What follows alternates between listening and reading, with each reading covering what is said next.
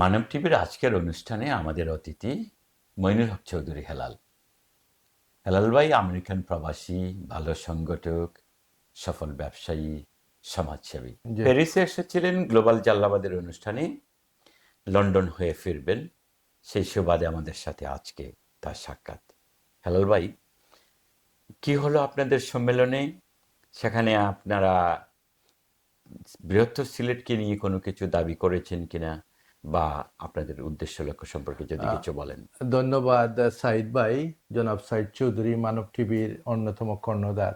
আপনাকে অসংখ্য ধন্যবাদ। আপনার মাধ্যমে আপনার চ্যানেলের যারা শুভাকাঙ্ক্ষী আছেন সবাইকে আমি গ্লোবাল জাল্লাবাদ অ্যাসোসিয়েশনের পক্ষ থেকে অসংখ্য ধন্যবাদ এবং আপনাদের টিভিকে শুভেচ্ছা জানাচ্ছি। আমার নাম মইনুল হক চৌধুরী হেলাল। আমরা জাল্লাবাদ অ্যাসোসিয়েশন অফ আমেরিকা ইনক, যেটা আমেরিকার সবচেয়ে সর্ববৃহৎ সংগঠন, ওই সংগঠনে আমি এক সময় জেনারেল সেক্রেটারি ছিলাম, লাস্ট প্রেসিডেন্ট ছিলাম। এরপরে আমরা গ্লোবাল জাল্লাবাদ সেন্ড করলাম, সেটা বিশ্বব্যাপী জাল্লাবাদ অ্যাসোসিয়েশন। ফার্স্ট একটা স্ট্রাকচার আমরা শুরু করেছিলাম ঢাকা থেকে। ঢাকা জাল্লাবাদের মাধ্যমে আমরা বিশ্বের বিভিন্ন দেশে যারা আছেন তাদেরকে নিয়ে একটা মিটিং করেছিলাম। এরপরে ওইখান থেকে আমরা ওইটার থিমটা নিয়ে আসি যে প্রবাসে সিলেট বিভাগের যত মানুষ আছে জাল্লাবাদের সাথে সম্পৃক্ত, তাদেরকে নিয়ে একটা বিশ্ব ফোরাম, প্রবাসীদের নিয়ে একটা বিশ্ব ফোরাম গঠনের সিদ্ধান্ত গৃহীত হয়। সেই সিদ্ধান্তকে সামনে রেখে আমরা 2023-তে আমরা ইংল্যান্ডে একটা বড় কনভেনশন করি।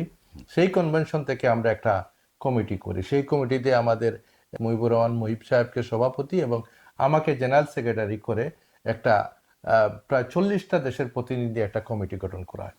তার মানে সভাপতি লন্ডনের আর সেক্রেটারি আমেরিকা। এবং এই পর্যন্ত আমরা পৃথিবীর অনেক দেশে আমরা কমিটি গঠন করেছি। এবং আমাদের সিস্টেমটা হলো প্রতি বছর আমরা পৃথিবীর যে কোনো দেশে একটা কনভেনশন করব। সেই কনভেনশনের মাধ্যমে আপনার প্রশ্নটা এখন চলে আসে যে সিলেটের জন্য কি করলেন, কি দাবি ছিল। আমাদের প্রথম দাবি ছিল আমাদের এই প্যারিস কনভেনশন থেকে যে সিলেট বিভাগের সবচেয়ে প্রাণের দাবি, যেটা আমরা প্রবাসী অধ্যুষিত এলাকা, সিলেটে যে আন্তর্জাতিক বিমানবন্দর, একটা নামকাওয়াস্তে একটা বিমানবন্দর সেখানে করা হয়েছে, সেই বিমানবন্দরকে পূর্ণাঙ্গ আন্তর্জাতিক বিমানবন্দর করা। শুধু বাংলাদেশ বিমানে 2টা ফ্লাইট গিয়ে নামলে এটা আন্তর্জাতিক হলো না, এটাকে পৃথিবীর বিভিন্ন এয়ারলাইন্সকে উন্মুক্ত করে দেওয়া এবং এটাকে একটা পূর্ণাঙ্গ বিমানবন্দর হিসাবে কাজ করে ওপেন করে দেওয়া, এইটাই ছিল আমাদের মূল থিম। সিলেটের যে সয়লেন বিশিষ্ট রাস্তা, সিলেটের বিভিন্ন ধরনের যে ডেভেলপমেন্ট, প্রবাসীরা সবচেয়ে বেশি রেমিটেন্স পাঠায় সিলেটের লোক, যে সিলেটের সেই হিস্সা আমরা পাই না, এইগুলা দাবি আমাদের আছে। কিন্তু প্রতি বছর আমরা নতুন করে কিছু থিম নেই। এবারের থিম ছিল যে সিলেট আন্তর্জাতিক বিমানবন্দরকে পূর্ণাঙ্গ রূপে একটা বিমানবন্দর সে চালু করা, এটাই। এবং এই কনভেনশন অত্যন্ত সফল একটা কনভেনশন ছিল।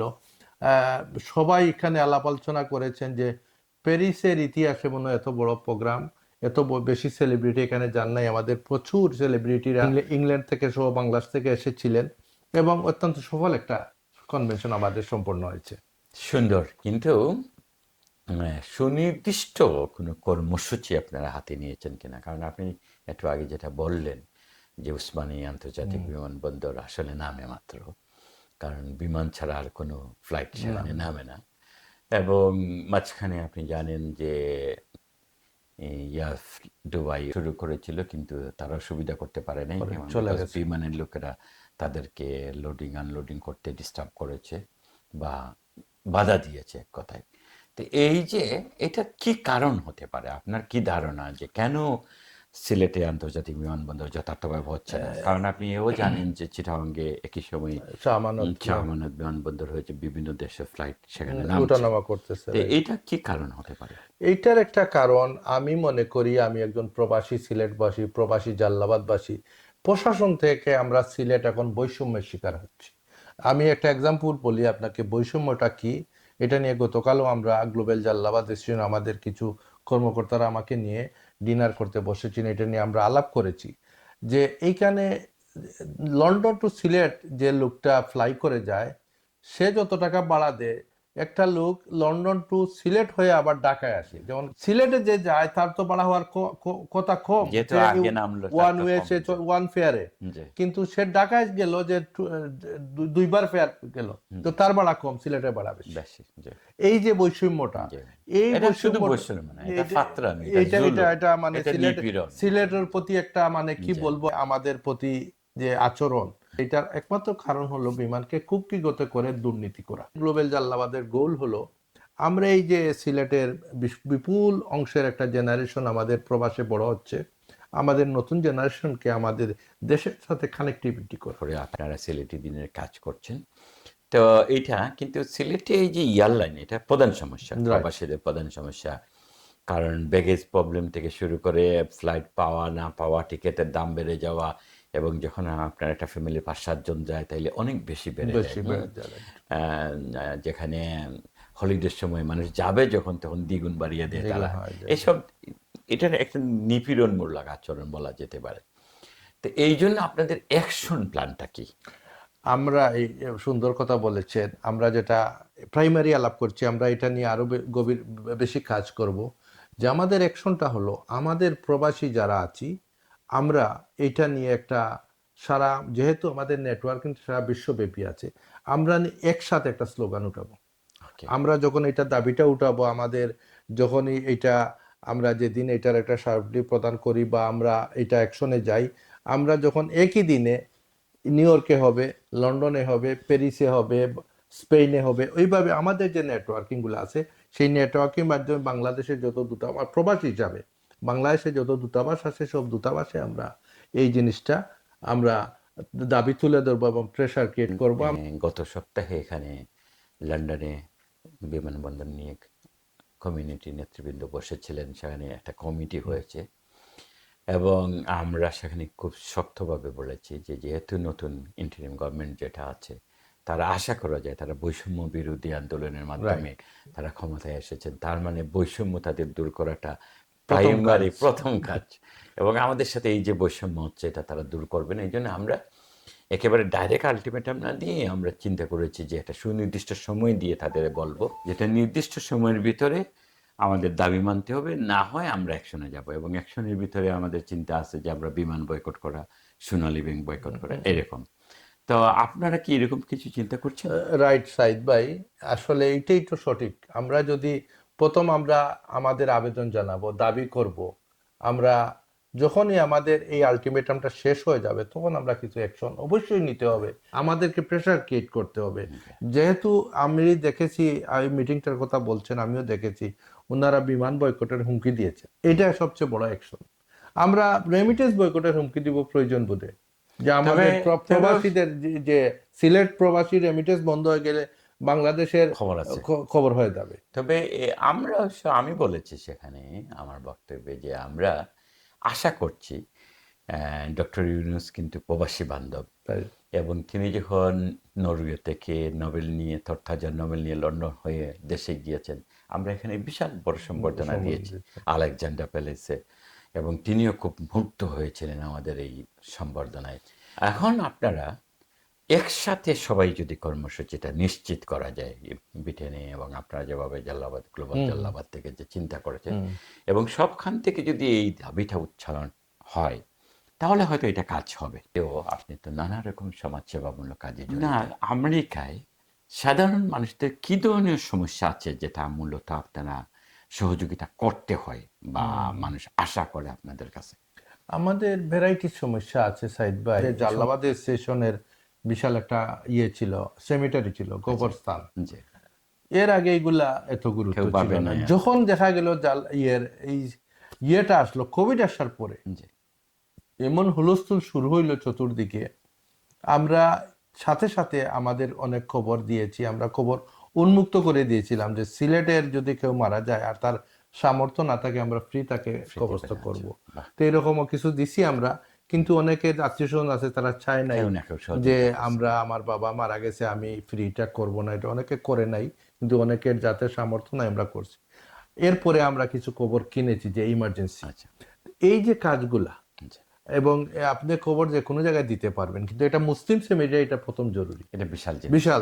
আমরা যেসব জায়গায় লোকজন যাবে এখানে দোয়া করবে, এখন যদি আপনি খ্রিস্টান সেমিনারিতে দেন, এখানে আপনার এটা রিকগনাইজও করবেন না, কার কোথায় দিচ্ছেন খুঁজেও পাবেন না। যখন একটা বড় প্লট থাকে, হয়তো আমরা জাল্লাবাদের সেশন 500 প্লট নিতে পারবো বা 200 নিতে পারবো। আরো অন্যান্য সংগঠনকে আহ্বান করছি যে এই সেমিনারিটা সংগঠনে নিয়ে নিলে এটা আমাদের বাংলাদেশের সেমিনার, এভাবে আমরা কিছু কাজ করেছি। এরপরে তো আছেই ইমিগ্রেটেড দেশ, এখানে প্রতিনিয়ত মানুষের বিভিন্ন সহযোগিতা প্রয়োজন পড়ে, অনেকের কাজের প্রয়োজন, অনেকে ইমিগ্রেশনের সমস্যার প্রয়োজন, এগুলো আমরা হেল্প করি। আচ্ছা, এমনিতে আমাদের এখানে লন্ডনে তো আপনি দেখছেন যে প্রায় পাড়ায় পাড়ায় এখন মসজিদ। আগে হয়তো অনেক দূরাদূর ছিল, আস্তে আস্তে মসজিদ বেড়েছে, বাচ্চাদের ইসলামী শিক্ষার সুযোগ বেড়েছে। আমেরিকায় আপনাদের কোনো কোনো শহরে তো আছে জানি, কিন্তু মোটামুটি সর্বত্র এখন কি অবস্থা? আলহামদুলিল্লাহ, এটা ভেরি গুড একটা খবর বলছেন। আমেরিকাতে আমাদের এখন বিশাল কমিউনিটি মসজিদ, বিশেষ করে নিউ ইয়র্ক সিটিতে অলমোস্ট 300 to 400 মসজিদ নিউ ইয়র্ক সিটিতেই আছে। এবং একটা জিনিস আছে, ওরা ওই বিষয়টা, যদিও তারা বিভিন্নভাবে ইনডাইরেক্ট আমাদের এগেনস্টে কাজ করে, ওই আমেরিকান গভর্নমেন্টটা আন্ডারগ্রাউন্ড তো জুইশ গভর্নমেন্টের সাথে তাদের একটা রিলেশনশিপ আছে, কিন্তু ওইগুলাতে আবার বাধা দেয় না। আমরা স্বাধীনভাবে ধর্মকর্ম করতে পারি এবং প্রত্যেকটা স্টেটে বিশাল মসজিদ গড়ে উঠতেছে এবং কন্টিনিউ হচ্ছে। আচ্ছা, আগে আমাদের একটা সমস্যা ছিল এখানে, যারা বাংলাদেশ থেকে আলিম নিয়ে আসা হতো এবং এরা ভালো আলিম, কিন্তু ভালো ইংরেজি না জানার কারণে বাচ্চারা কমফোর্টেবল ছিল না। আচ্ছা, কিন্তু এখন আমাদের এখানে প্রতিষ্ঠান হওয়ায় এখানে নিজেরা পড়াশোনা করে আলিম হচ্ছে, যারা ফ্লুয়েন্ট ইংলিশ, নিউ জেনারেশনকে বোঝাতে অসুবিধা হয় না। আপনাদের এখানে কি অবস্থা? আমাদের এখানে সেম। এখন আর প্রথম দিকে কিছু সমস্যা হইতো, এখন জানি না, উনাকে মসজিদে ইমাম হিসেবে নেওয়া হয় না, নেওয়াই হয় না। হয়তো সাবস্টিটিউট হিসাবে রাখা হয়। আরো মসজিদে তো অনেক কাজ থাকে যে আপনি থাকলেন, আপনি তো মূল স্পিচ দিতে পারবেন না, আপনি আজান দেন, মসজিদের আরো দেখাশোনার কাজ আছে, সাপোর্টিং। এখানে ইংলিশ স্পিচ এখন সব জায়গায় মেইন ইমাম মাস্ট দিতে হয়। আর আমাদের দেশ থেকে যারা আসেন তাদের সুযোগ আছে, এখানে কমিউনিটি কলেজ আছে, কমিউনিটি কলেজে ফ্রি সার্ভিস, আপনার পড়াটা পে করতে হয় না। যারা প্রতি বছর পড়তে আসে, নানাভাবে আমাদের সহযোগিতা করতে হয়। কারো দেখা যাবে ভর্তির সমস্যা, কারো হয়তো কাজের সমস্যা, প্রথমে আসলেই ধাক্কাটা খায়, তো কাজ ধরে দিতে হয়, বাসা বাড়ি খুঁজে দিতে হয়। আপনাদের এখানে যারা পড়তে যায় তাদের ক্ষেত্রে আপনাদের কি সুযোগ সুবিধা? এইটা ইম্পর্টেন্ট।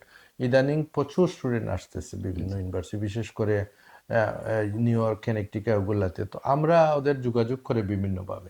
তো আমরা কমিউনিটি থেকে আমাদের আত্মীয় স্বজন যারা আছেন তাদেরকে বলে একটা রুম, সাবলেট অথবা বেসমেন্ট, আমরা ওদেরকে হেল্প করি। বা কাজের জন্য ওরা পার্ট টাইম কিছু কাজ করতে চায়, কাজের ব্যবস্থা করে দেই, আমরা এগুলো হেল্প করি। আমরা মানে সুযোগ সুবিধাগুলো সংগঠনের মাধ্যমে করি। আমি পার্সোনালিও করি, পার্সোনালি অনেককে করে দেই, আমি এটা করি। জি। আজিজুল মালিক চৌধুরী সাহেব, আপনার শ্বশুর আমাদের খুব আপনজন ছিলেন। তিনি অত্যন্ত কর্মঠ সমাজসেবী ছিলেন, জ্ঞানী মানুষ ছিলেন, আইনজীবী সমিতির সভাপতি ছিলেন। তার সম্পর্কে আপনার কোনো স্মৃতি? আমার শ্বশুর অ্যাডভোকেট আজিজুল মালিক চৌধুরী আসলে রিয়েলি একজন, আমার শ্বশুরা বলছি না, আমার শ্বশুর হওয়ার আগেও আমার আত্মীয়তার সম্পর্ক ছিল। আমার সম্পর্কে মামা, আম্মার চাচাতো ভাই, ওনার সাথে আমারও একটা গভীর সম্পর্ক ছিল। আমি ওনাকে ফলো করতাম, দেখতাম।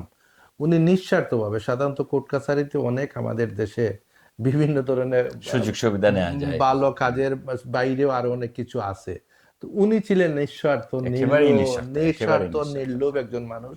আজিজুল মালিক চৌধুরী যেমন জ্ঞানী ছিলেন, মেধাবী ছিলেন, তেমনি নিবেদিত প্রাণ ছিলেন। মানে সমাজসেবা বলতে যা বোঝায় এটা ওনার মাঝে ছিল। এবং উনার একটা গুণাবলী, উনি অলরাউন্ডার ছিলেন। খেলাধুলা থেকে শুরু করে টেনিস খেলতেন, স্টেডিয়ামে উনি সেক্রেটারি ছিলেন, অ্যাক্টিভ ছিলেন।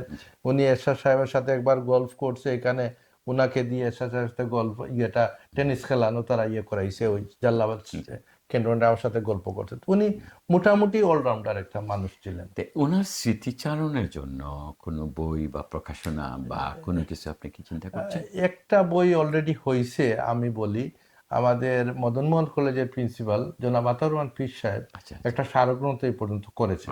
তো উনি আমাকে জানিয়েছিলেন যে আমি একটা স্মারকগ্রন্থ করছি। তো আমি বলছিলাম যে আমরা যারা ফ্যামিলির লোকজন, উনি বলছেন না, উনার প্রতি আমাদের অনেক ঋণ, এটা আমরা করব। খালি ফ্যামিলির আমরা চাই, পারমিশনটা চাই, ইনফরমেশন চাই। আমাদের অনেক ঋণ উনার কাছে, এই ঋণটা আমাদের শোধ করতে দাও।